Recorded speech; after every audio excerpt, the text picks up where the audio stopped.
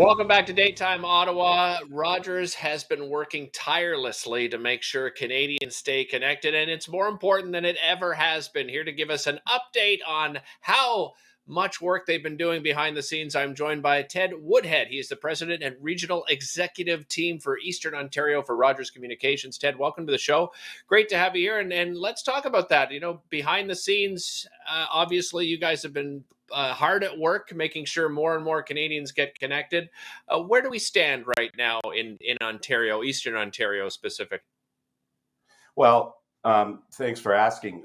We engaged in a partnership with the Eastern Ontario Regional Network, and with a $300 million budget, we intend to build 300 brand new 5G cell towers and upgrade an existing 300. What this will do is give us 11,000 kilometers of coverage along transport corridors and improve fixed wireless access for people, as you say, at a time when broadband is needed more than ever.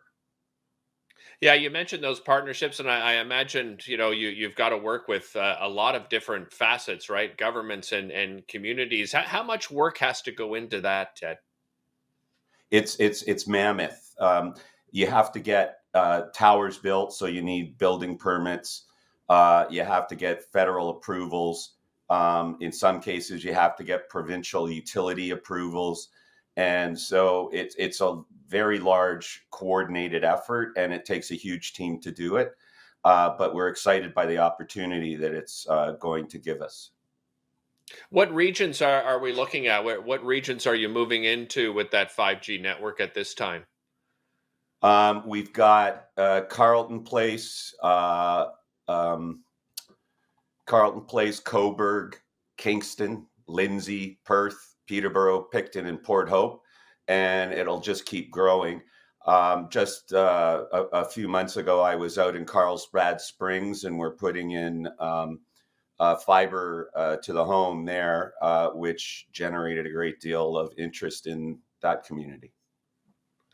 Yeah, let's talk about the benefits. Of course, Rogers always, seems to be on top or near the top, at least when it comes to those awards and those speeds.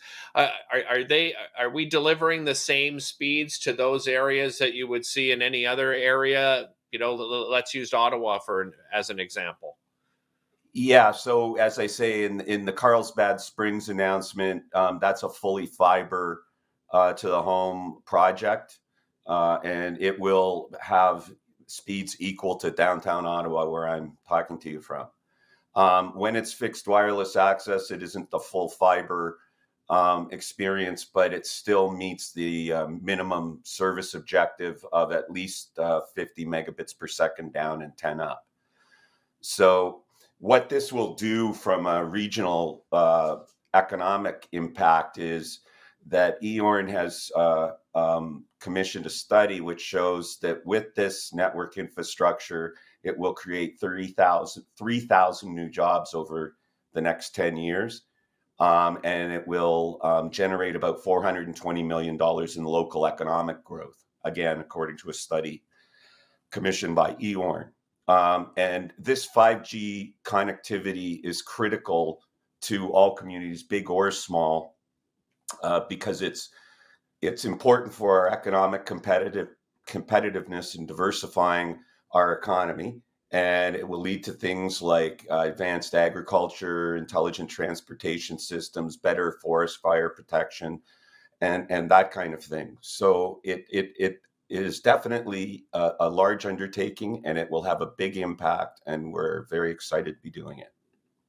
Yeah, and I'm glad you mentioned some of those other benefits, Ted, because when people think about this, the first thing they just say, "Oh, I'm going to have better internet," but there is such a trickle down effect, and especially even with the economy, with so many people working from home now as well, that connectivity and that speed, and the way people watch, television and streaming services and so forth, it's incredibly important. Ted, thanks so much for joining us today. Really appreciate the time. Thank you for having me. Our pleasure. And thank you at home for watching. This has been another great edition of Daytime Auto right here on Rogers TV. You can find out more about the show by heading to rogerstv.com. We'll see you next time.